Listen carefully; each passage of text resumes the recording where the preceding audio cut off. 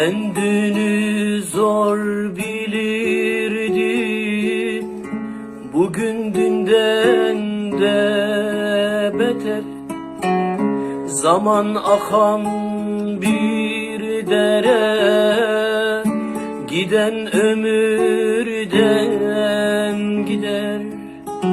Zaman akan bir dere, giden ömürden gider.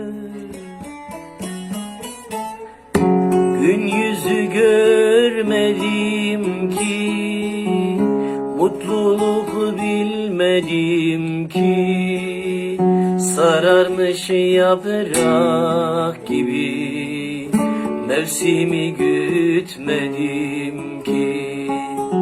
Gün yüzü görmedim ki, mutluluk bilmedim ki, sararmış yaprak gibi, mevsimi gütmedim ki.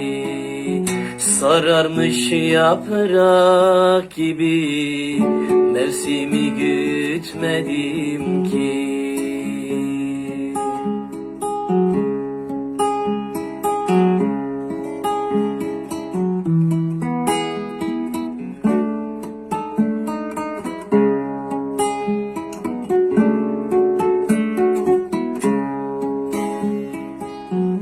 Gam ile keder ile tükendim bile bile, hal bilmezin ağzından düşmüşüm dilden dile.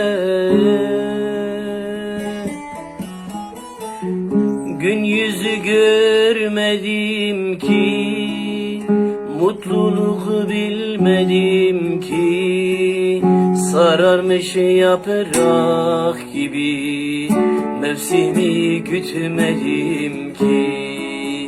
Gün yüzü görmedim ki, mutluluk bilmedim ki, sararmış yaprak gibi, mevsimi gütmedim ki.